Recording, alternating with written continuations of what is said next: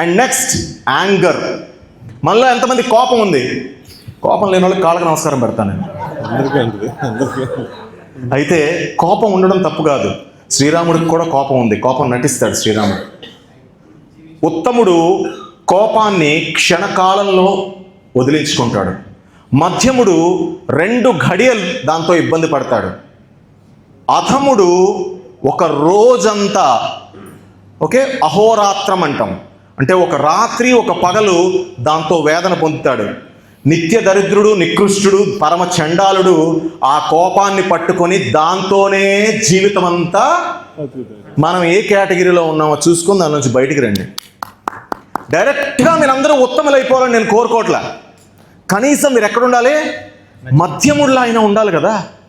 కోపం వచ్చింది, 2 ఘడియలంటే 48 నిమిషాలు సరిపోదా మన కోపాన్ని మనం వెనక్కి తెచ్చుకోవడానికి? కానీ ఈయనంటే నాకు కోపం రోజు అయిపోయింది, సంవత్సరం అయిపోయింది, 2 సంవత్సరాలు వచ్చాడరా. ఏం చేశాడయ్యా? నేను చంపేశాడు ఆయన. అండ్ ఇంకొక విషయం మనందరూ గుర్తుంచుకోవాలి, మీరు కోపడుతుంటే ఆయనకేం జరగట్లేదు. కోపం వల్ల బీపీ పెరుగుతుందా పెరగదా? పెరగడం వల్ల మీ బ్రీతింగ్ ప్యాటర్న్ మారిపోదా? ప్రతిదానికి ఒక లైఫ్ ఉంది, ఎక్స్పైరీ డేట్ ఉంది. మీ లంగ్స్కి ఇన్ని బ్రీతింగ్ ఇంటేక్లు, ఇన్ని బయటికి పంపించడాలు అని తయారు చేసి పంపించాడు భగవంతుడు. మీరు కోపం తెచ్చుకున్న ప్రతిసారి అడ్వాన్స్గా నెక్స్ట్ 3 ఏళ్ల తర్వాత 10 ఏళ్ల తర్వాత వాడాల్సిన బ్రీతింగ్ సైకిల్స్ ఇప్పుడు వాడేసి మీ ఆయుష్ని మీరే తగ్గించేసుకుంటున్నారు. ప్రాణాయామం ఏం నేర్పుతుంది? మీ బ్రీతింగ్ని స్లో డౌన్ చేస్తుంది. ఒక తాబేలు 1 నిమిషంలో 10 నుంచి 12 సార్లు మాత్రమే బ్రీత్ చేసుకొని 200 ఏళ్ళు బతుకుతోంది. ఒక కుక్క అని బ్రీత్ చేసి 14 ఏళ్ళకి చచ్చిపోతుంది.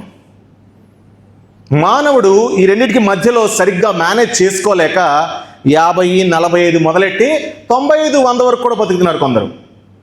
సో మనం కోపం తెచ్చుకొని మన ఆయుష్ని మనం తగ్గించుకుందామా, ఆరోగ్యాన్ని పెంచుకుందామా? మీరే డిసైడ్ చేసుకోండి. అది మీకు మీరు చేసుకుంటున్న అన్యాయం, అది ఎవరికి కాదు. రైట్? కోపం వల్ల మనుషులు దూరం అవుతారు మనకు తెలుసు, మనకు మనం దూరం అవుతాం తెలుసు, చాలా విషయాలు కోల్పోతాం తెలుసు, మనకెవరు దగ్గరికి రారు తెలుసు. అన్నీ తెలిసినా దాన్ని పట్టుకొని తిరుగుతున్నాం. ఏం తెలుసు మీకు?